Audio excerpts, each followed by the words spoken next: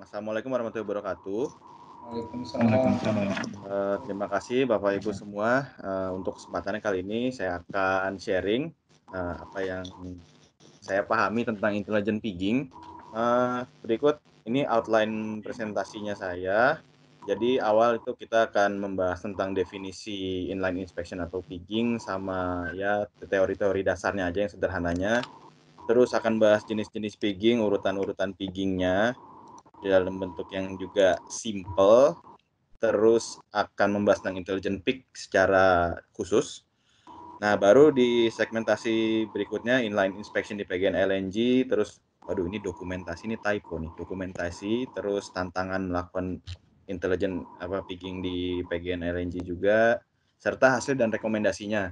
Ini slide-nya cukup banyak, jadi mungkin agak cepet sih saya bahasnya, supaya bisa kebagian semua lah. Oke, baik.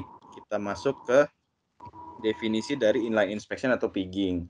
Jadi dasarnya itu pigging yang saya tulis di sini itu aktivitas menjalankan alat didesain khusus untuk berada di dalam jalur pipa. Jadi dia dimasukin ke dalam pipa. Nah, tujuannya itu bisa macam-macam.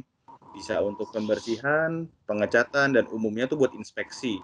Sama untuk mengukur dimensi dari si internal diameter dalamnya pipa. Kenapa sih mesti diukur juga? Karena kadang ada juga pipa-pipa yang cacat saat produksi ataupun pernah terkena beban mekanik yang sangat kuat sampai pipanya bengkok, tapi kita nggak tahu. Karena pipanya rata-rata di dalam tanah atau di dalam laut seperti yang kita punya. Nah, pigging itu dia bergeraknya sama seperti ilustrasi yang di pipa kuning ini. Dia bergerak dari perbedaan tekanan dalam pipa. Jadi itu didorong. Jadi kita masukkan pignya, kita dorong dengan aliran gas atau aliran minyak. Ya kurang lebih sih kalau gambaran umumnya itu kayak misalkan kita punya wastafel itu mampet, kita masukin semacam alat besi fleksibel untuk ngedorong kotoran dari dalam pipa wastafel tersebut. Nah, kalau inline inspection sendiri ya ini mah arti harafiah ya, inspeksi dalam pipa. Nah, ini skemanya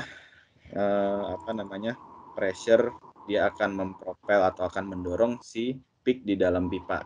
Jadi pig akan maju ke arah yang merah terus ditahan oleh friksi dari dinding dalam pipa. Nah, cuman nggak semua pipa itu bisa dilakukan pigging ya. Jadi yang umumnya bisa dilakukan pigging itu cuman pipeline. Kalau piping itu kayaknya sih jarang ada yang punya pig launcher. Karena kalau misalnya kita mau pigging, kudu punya pig launcher. Nanti ada di next slide. Sama ada faktor juga dimensi sama geometrinya pipa sama materialnya pipa. Kalau pipanya plastik nggak semuanya bisa dipigging. Kalau pipanya polimer juga sama, nggak semuanya bisa dipigging. Kalau baja rata-rata oke lah yang dari logam. Terus kalau misalnya bentuk-bentuknya kayak kan pipa ada bengkok-bengkoknya ya, misalkan ada reducer, ada elbow. Kalau bentuknya terlalu tajam, itu kemungkinan besar nggak bisa dipigging karena pig punya requirement-nya. Oh ini kalau misalkan pig jenis A, dia bisa dipik dalam radius sekian atau bengkoknya si pipa itu nggak terlalu tajam dan lain-lain. Nah next slide ini pertama ya tadi soal launcher sama receiver. Jadi untuk masukin sama untuk mengeluarkan si pick-nya tersebut. Bentuknya seperti apa? Seperti digambar di sebelah sini. Jadi launcher sama receiver itu kurang lebih bentuknya mirip. Nah, dia ada pintunya, terus juga ada pipa-pipa ini untuk memasukkan pressure ke dalam, memasukkan fluida, dan ada juga buat drainase. Kalau misalkan picknya udah meluncur, valve di sini udah ditutup, kita keringin lagi barelnya supaya pas dibuka aman lagi. Nanti si picknya meluncur dari arah pintu ke arah pipeline. Nah, etimologi mungkin orang dengarnya pig ya umumnya babi gitu ya. Karena dia memang saat awal diteliti metode ini, peneliti memasukkan alat tersebut terus bunyinya memang mirip kayak babi lah. Jadi mereka menamakan itu pig, tapi nggak setelah sekian lama akhirnya dikembangkan jadi akronimnya untuk Pipeline Inspection Gauge atau gadget. Tapi ini juga unofficial sih. Jadi ini bukan babi yang mungkin kita sering temukan ya. Jadi kurang lebih bentuknya seperti ini alat babi yang disebut pig ini. Macam-macam. Nanti jenis-jenisnya kita bahas di next slide. Nah, terus untuk pigging ini kita juga harus tahu dulu sih soal kapan kita butuh sama tujuan apa yang mau kita dapat saat pigging. Nah, kalau pada umumnya secara teori ya, jadi ada pigging di fase konstruksi. Jadi saat kita selesai konstruksi biasanya emang pipeline itu di-pick dulu. Karena untuk ngetes ini udah benar atau belum masangnya dan sudah internal diameternya ada cacat atau enggak. Terus saat commissioning sama pre-commissioning juga dites lagi biasanya untuk ngetes fluida yang masuk ke dalam itu udah oke atau belum, pendorongannya kayak gimana dan segala macam untuk memastikan si pipeline itu juga bekerja dengan baik. Dan ada lagi yang terakhir inspeksi tahunan sesuai regulasi perusahaan dan ada program pemerintah segala macam, dan ini yang kita lakukan terakhir. Nah, berikutnya adalah jenis-jenis PIK secara umum dan urutannya.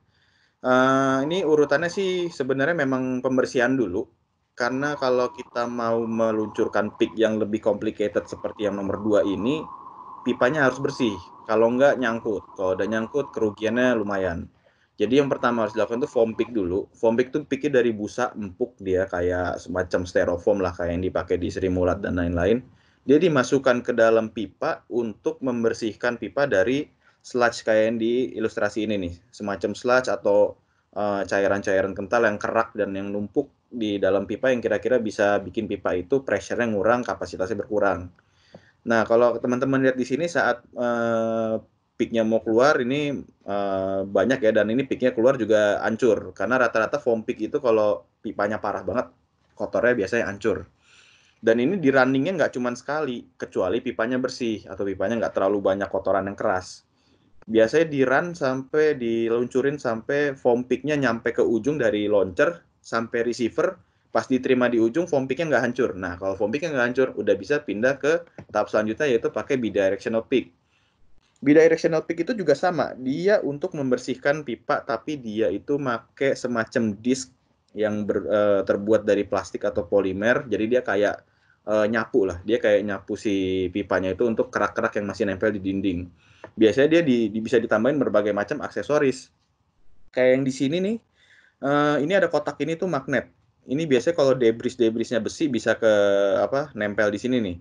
Dan ini ada brushnya juga nih. Nah, kalau misalkan dari bidirectional pick ini kan bahannya dari baja ya, badannya. Jadi kalau ini sih nggak mungkin hancur. Tapi kalau kita masang yang ngerakitnya nggak benar, bisa nyangkut atau bisa rontok di dalam. Nah, itu yang bahaya. Ini kurang lebih ilustrasinya saat dia bidirectional pick-nya udah nyampe ke receiver, terus banyak sludge yang keluar.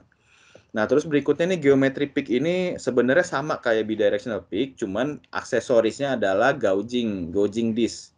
Ini yang saya bilang buat ngecek pipanya tuh ada penyok apa nggak di dalam, atau misalkan ada diameter yang beda tapi kita nggak tahu, atau ada anomali lain yang bentuk-bentuk pipanya nggak bagus lah, dari mulai elbow-nya terlalu tajam dan lain-lain. Nanti hasilnya kalau emang pipanya nggak normal, itu akan penyok gouging picknya. Jadi dia bahannya dari aluminium biasanya. Jadi kalau penyok dia nggak akan nyangkut di pipa gitu. Nah, kalau misalkan yang lebih advance lagi itu pakai geometry pick. Nah, geometry pick itu kurang lebih sama, tapi datanya bisa diinterpretasi di komputer jadi lebih sophisticated lah. Jadi kita bisa lihat persisnya di KP berapa segala macam, di kilometer berapa yang ada anomali, dan ini ada sensor-sensornya di sini semua nih, muter ini sensor. Ini sensornya umumnya dari magnet, ada juga sih yang ultrasonic. Jadi dia ini sebenarnya mirip seperti intelligent peak. Nah, ini ada peak lainnya, ini specialty peak. Ini nggak masuk dalam urutan sebenarnya, cuman ini dipakai kalau kita ada tujuan khusus lainnya untuk pigging berikutnya. Misalkan mau ngecek-ngecek, kalau ini batching peak untuk memisah fasa. Misalkan kita mau injeksi air sama inhibitor, terus diinjek lagi sama gas. Nah, ini dipisah-pisahin pakai batching peak. Ada juga selain itu buat pengecetan di dalam pipa. Ini agak jarang sih, cuman ada aja sih yang kayak gini. Nah, yang bintang utamanya itu sebenarnya intelligent peak, karena ini yang akan memeriksa ada apa aja sih di dalam pipa secara detail. Jadi ini sensornya sangat banyak, kadang juga dilengkapi sama brush sama roller juga. Ada juga kadang yang pakai propeller. Nah, ini definisinya sih. Jadi intelligent peak itu dilengkapi berbagai alat-alat inspeksi yang bervariasi. Kemudian kalau misalkan pakai intelligent peak, kita bisa inspeksi ketebalannya pipa. Apakah ketebalannya masih sesuai standar atau enggak? Apakah ada korosi atau metal loss yang terjadi di dalam pipa atau enggak?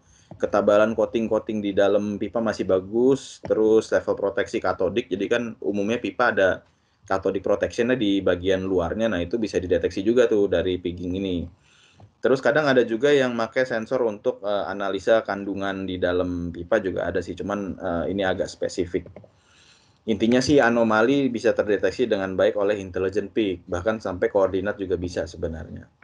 Nah, ini tuh peaknya rata-rata besar, maksudnya beratnya juga sangat berat dan umumnya panjang karena sensornya banyak. Jadi kemarin itu kita make itu beratnya hampir 1 ton sendiri deh kalau nggak salah yang ini. Terus dia articulated, jadi dia punya sendi, dia bisa belok-belok walaupun panjang dia nggak akan nyangkut gitu, fleksibel dia. Nah, terus nanti kalau udah ini, dia harus melakukan interpretasi data dan biasanya tiap-tiap merek, tiap-tiap vendor itu punya merek sendiri, jadi kita nggak bisa sih interpretasi data sendiri karena butuh software mereka dan ahli-ahli dari mereka juga yang ngerti. Oh ya, tadi itu namanya MFL ya, itu magnetic flux leakage. Jadi dia sistem sensor itu pakai magnet, flux magnet. Jadi ya itu kalau dijelasin agak ribet, ada di buku fisika SMA sih. Jadi saya skip dulu. Tapi intinya namanya magnetic flux leakage. Nah, terus apa kalau misalkan kita mau intelligent peak, kita juga kudu tahu dulu nih tujuannya tadi mau diinspeksi apa aja karena kalau misalkan intelligent peak itu udah kita bawa ke lokasi, terus kita baru baru nentuin ya, kita mau meriksa coatingnya aja, cathodic protection-nya aja, oh kita mau meriksa kondisi ketebalan pipa, terus tiba-tiba di last minute berubah, oh nambah parameter lagi. Nah itu untuk merakit si intelligent peak tersebut akan sangat rumit, jadi kadang gudangnya aja ada di luar negeri, jadi kita harus tahu dulu apa sih tujuan-tujuannya segala macam. Jadi nggak bisa di last minute berubah. Terus strategi waktu pigging. Karena pigging ini kan masuk ke dalam pipa ya. Pipanya kan juga online, lagi running. Berarti lagi ada proses transaksi, jual beli, pengaliran segala macam dan lain-lain. Nah itu gimana caranya seminimal mungkin strategi yang kita lakukan itu seminimum mungkin mengganggu aktivitas si pipeline tersebut. Jadi waktunya si peak meluncur dari ujung ke ujung tuh berapa lama? Apakah sejam? Apakah 2 jam? Apakah 1 hari? Jadi itu yang harus dikoordinasiin karena kan untuk meluncurkan peak itu kita nggak boleh asal oh biar cepet kita tambahin aja pressure sampai gede banget jadi dia ngebut. Kalau dia makin ngebut malah sensornya nggak bisa ngebaca apa-apa jadi harus diatur. Jadi saat pressure-nya kita atur volumenya kan juga berubah mungkin di metering orang mau jualan juga agak terganggu sedikit. Nah itu yang harus kita pikirin dampaknya. Terus parameter jalur pipa sebelum running intelligent peak itu juga harus dipastiin betul. Karena nih kalau misalkan nih bendingnya nih kalau di ilustrasi ini kan halus ya. Ternyata si intelligent peak yang kita sewa ini dia nggak bisa di bending yang terlalu tajam. Wah itu bahaya tuh. Jadi kita harus identifikasi dulu nih data si pipanya. Makanya kadang kalau mau pigging itu ada questionnaire dulu. Questionnaire dari vendor buat dia tahu dulu datanya pipa kita seperti apa supaya dia sesuaikan dengan alat-alat yang dia punya. Terus pastinya kondisi jalur pipa dalamnya udah harus bersih. Jadi harus selesai dulu tuh sequence pigging yang tadi. Terus oke lanjut lagi. Nah ini inline inspection di kita ini juga mengikuti pedoman teknis pemeriksaan pipa penyalur minyak dan gas bumi yang diterbitkan oleh Kementerian SDM. Tepatnya di tabel 41 dia ini ngambil dari ASME 31.8S kalau nggak salah. Ini jadi patokan kita nih. Kenapa milihnya interval 5 tahun? Karena memang kita saat dulu konstruksi kalau nggak salah baru pigging cuma saat konstruksi doang. Jadi kita pakai asumsi ini MAOP ini kayak ini nih pressure maksimum yang bisa diterima si pipa. Karena kita kan sekarang ceritanya nggak tahu nih dalam pipa kita kayak gimana. Jadi pakai asumsi ini dan tibalah saat tahun 2019 itu udah 5 tahun mereka saat kita dulu SKPP ngurus SKPP sama Indospek dan Ditjen Migas mereka merekomendasikan di pigging dulu pipanya supaya tahu benar ini pipanya nggak apa-apa walaupun ya ngalirin LNG biasanya aman sih dan akhirnya ini jadi basis kita untuk melakukan pigging waktu itu. Nanti setelah pigging pun kita akan dapat hitungannya. Di sini nggak akan saya tampilkan hitungannya karena itu ribet banget kayak kalkulus. Karena saya juga kalkulus pusing hitungnya. Jadi intinya nanti kita akan cocokkan lagi perhitungan pressure yang bisa diterima sama pipanya kita. Terus nanti bisa kita tentuin nih pigging selanjutnya setelah tahun 2019 itu berapa tahun lagi. Nanti di bagian kesimpulan ada. Nah terus apa namanya, ini juga bentuk salah satu modal aset integrity yang lagi kita kembangin, karena kita butuh data-data pipa tersebut untuk menentukan berbagai macam program maintenance ke depannya. Jadi kita nggak dadakan maintenance tuh nunggu-nunggu rusak. Kita lebih baik preventif, tapi preventif yang efisien dan biayanya lebih hemat lah. Katanya juga, ini saya kurang tahu persis, cuman mungkin nanti boleh Bapak koreksi ya. Katanya kan di grup PGN ini pertama kalinya pigging dari struktur offshore ke onshore ya, dari mooring system apalagi ya. Itu yang kita lakukan kemarin.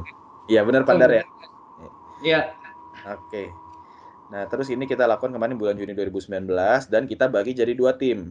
Jadi di regu launcher itu di tower yoke mooring system, jadi segala macam berhubungan dengan laut dan peluncuran, dan sisanya itu di regu receiver yang menerima peak-nya di ORF Lampung. Oke, selanjutnya ini data teknis pipa kita. Intinya baja karbon biasa panjang 21 km di perairan Lampung Timur. Ini segala macam parameternya ya agak-agak teknikal banget. Oke, terus peak launcher kita lokasinya di tower yoke mooring system. Jadi nanti dia akan ke arah ORF Labuan Maringga ya. Dan ini picking harusnya bukan 4 sequence, ini 5 sih tepatnya sih. Ini salah nulis nih. Nah, terus kita melakukan send out gas XLNG untuk operasi picking ini.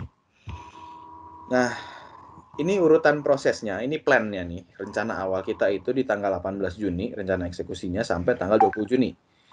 Dengan awalnya itu ada di foam pick dulu, terus kita lanjut dengan bidirectional pick yang pakai magnet, terus baru gauging plate, terus geometri, baru intelligent pick.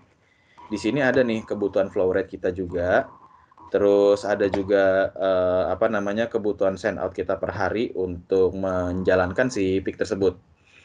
Nah, kemudian actualnya itu yang terjadi adalah kita mundur 1 hari. Jadi 18 Juni sampai 21 Juni kita baru mulai. 18 Juni itu pun sore.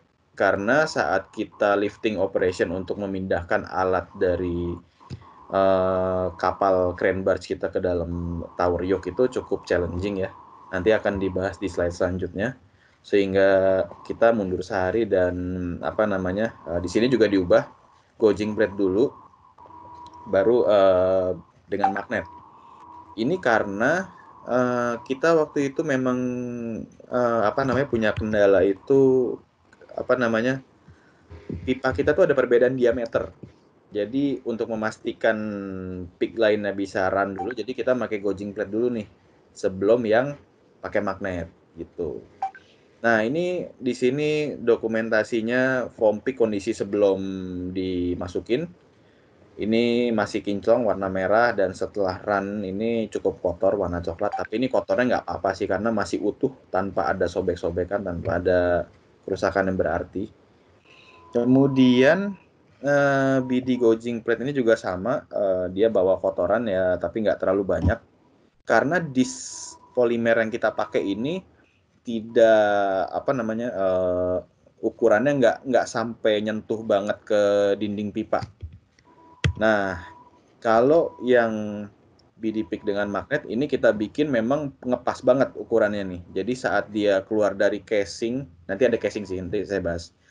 Dari casing masuk ke dalam pipa, dia benar-benar ngegosok pipanya sampai bersih. Makanya pas keluar dia kotor banget nih, coklat kayak gini, banyak jatuhnya semacam grease apa sludge. Nah, berikutnya ini geometry pick. Nah, ini bentukannya kayak begini, mungkin teman-teman lihat nih kayak robot sekilas, kayak transformer lah. Yang paling terakhir itu adalah sequence dengan detection pick atau MFL nih, intelligent pick kita nih. Ini cukup panjangnya sekitaran 3 meteran kalau nggak salah saya ingat. 4 meter. 4 meter ya? 4 meter Pak. Iya, meter. Dan ini sangat berat sekali, jadi saat kita masukin kita harus pakai guard rail. Dan saat ngeluarin pun pakai rail juga sama. Nah, ini yang casing saya ceritain. Jadi kita punya pick launcher itu bentuknya nggak begitu umum.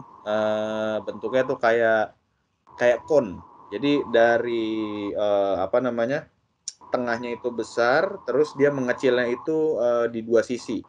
Umumnya kalau pick launcher yang sekarang dipakai itu cuma di 1 sisi. Jadi sini datar, terus satunya ada reducer. Tapi kalau yang punya kita itu reducernya dua sisi. Jadi di dalamnya itu kayak ada semacam tatakan atau intinya di sini ada tantangan melakukan intelligent peaking itu cukup banyak dari mulai saat mobilisasi karena banyak cuaca yang berubah-berubah dan gelombang sangat tinggi itu kita juga hampir di stop pekerjaannya. Terus juga koordinasi dari teman-teman di head office semua untuk melakukan perubahan send out gas XLNG dan komunikasi kita juga cukup memakan waktu.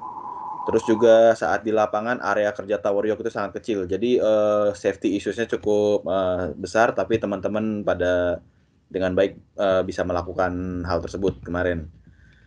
Kemudian juga sempat ada ini ya, kita ada sedikit ketidakcocokan alat, jadi kita sempat juga harus tukar lagi alatnya yang berakibat sampai jadi amandemen kontrak.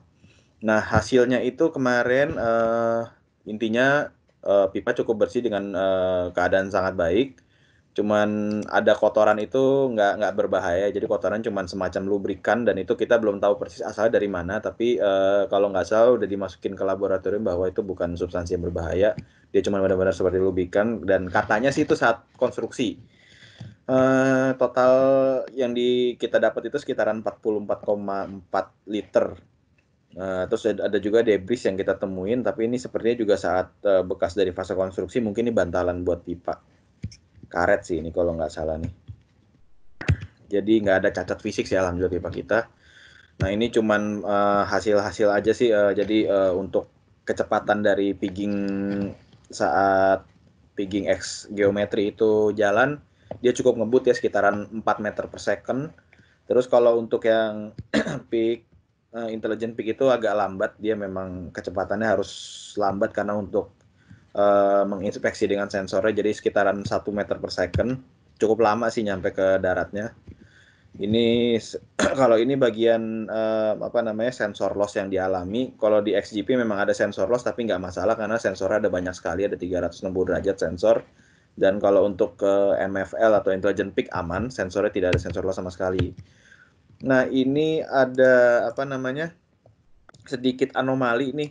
Kalau misalkan teman-teman lihat di bagian yang saya merahin ini, itu di sekitar kilometer 7 itu ada anomali yang kita bahas di slide selanjutnya.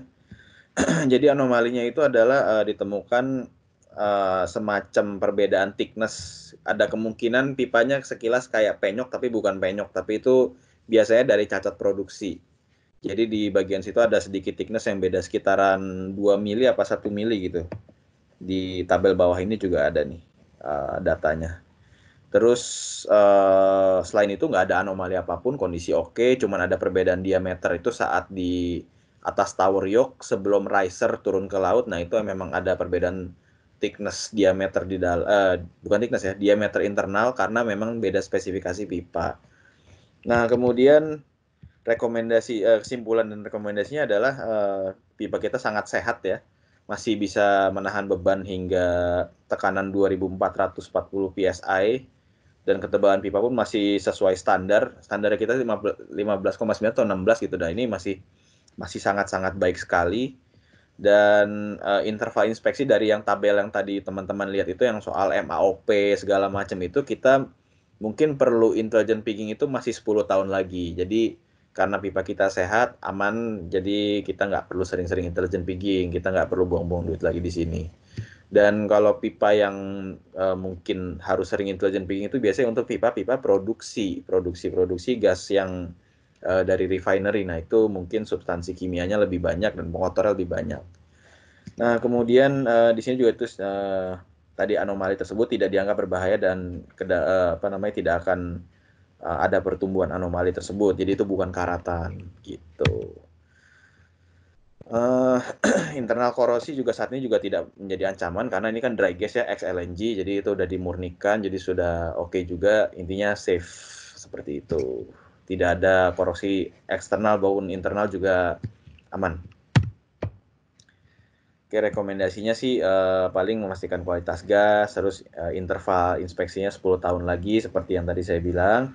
Terus juga untuk paling diperiksa secara rutin untuk proteksi katodiknya sama di bagian nearshore-nya kalau bisa dipasangin cathodic protection. Terus intinya sih kegagalan itu pipa itu bisa gagal sewaktu-waktu ya, jadi nggak ada yang tahu karena nggak ada yang kelihatan. Jadi lebih sering diinspeksi itu mencegah terjadinya catastrophic failure itu lebih baik sebenarnya.